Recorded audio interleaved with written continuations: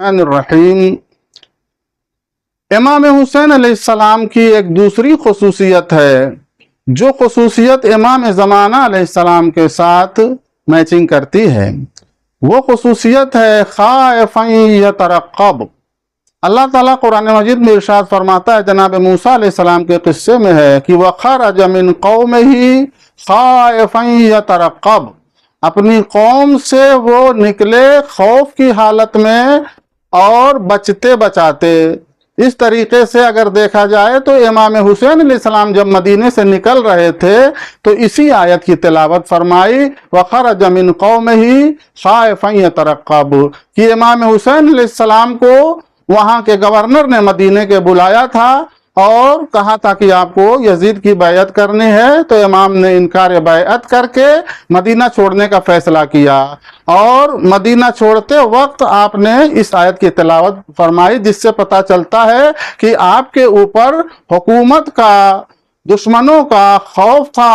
اور ان سے بچتے بچاتے آپ کو اپنے مقصد تک پہنچنا تھا۔ اس طریقے سے امام حسین علیہ السلام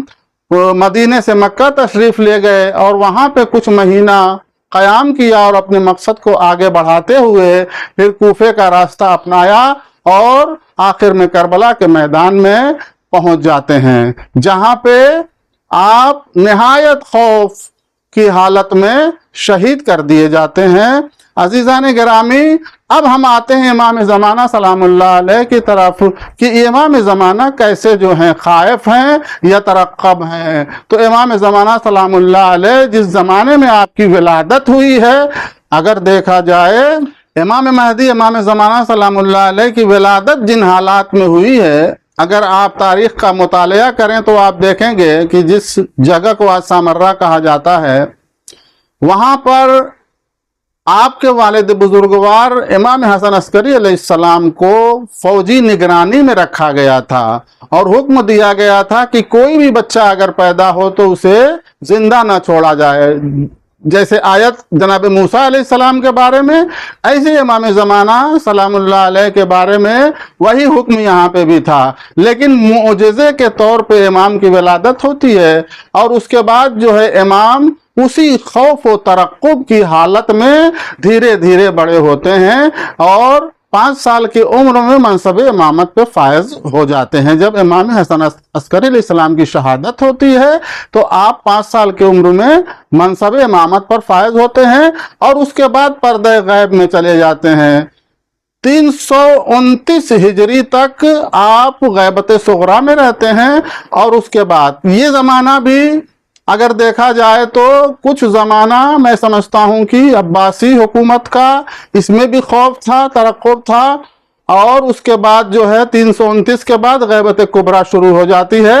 اور کئی حکومتیں آتی جاتی رہتی ہیں، لیکن امام بہرحال اسی اپنے جد امام حسین علیہ السلام کی طرف خوف و ترقب کی حالت میں ابھی تک زندگی گزار رہے ہیں۔ اگرچہ وہ وقت کے امام ہیں، انہی کے صدقے میں کائنات چل رہی ہے، انہی کے وسیلے سے ہمیں رزق مل رہا ہے، انہی کے طفیل میں ہم زندہ ہیں، لیکن پھر بھی دشمن کا خوف ہے۔ اس میں کوئی قباحت نہیں ہے کہ ایک امام اور ایک نبی خوف کی حالت میں رہے اور بچتا بچاتا رہے۔ اس میں بعض لوگ چونکہ اعتراض کرتے ہیں نا کہ یہ آپ کا کیسا امام ہے کہ یہ ڈرا ہوا ہے، وہ خوف کا وہ معنی نہیں ہے۔ امام ولی خدا ہیں، اگر ایک اشارہ کر دیں تو دشمن نیست و نابود ہو جائے، لیکن یہ قرار نہیں ہے کہ اس طریقے سے معاملات ہوں۔ سنت اللہ ولن تجد لسنت اللہ تبدیلا، اسی اعتبار سے ان کو چلنے کا حکم دیا گیا ہے۔ تو امام حسین علیہ السلام کی ایک خصوصیت جو ہے غربت تھی، دوسری خصوصیت آپ کی خوف و ترقب ہے، اور اسی طریقے سے امام زمانہ علیہ السلام کی بھی دوسری خصوصیت خوف و ترقب ہے۔ اب ہمارا وظیفہ اس میں کیا ہے؟ ہمارا وظیفہ اگر ہم کربلا میں ہوتے تو ہمارا کیا وظیفہ ہوتا ہے کہ ہم امام حسین علیہ السلام کی مدد کرتے۔ اگر ہم واقعاً شیعہ ہیں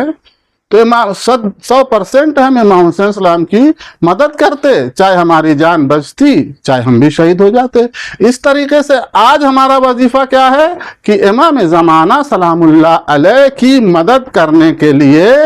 ان کے انقلاب کو آگے بڑھانے کے لیے، ان کے انقلاب کو رونما کرنے کے لیے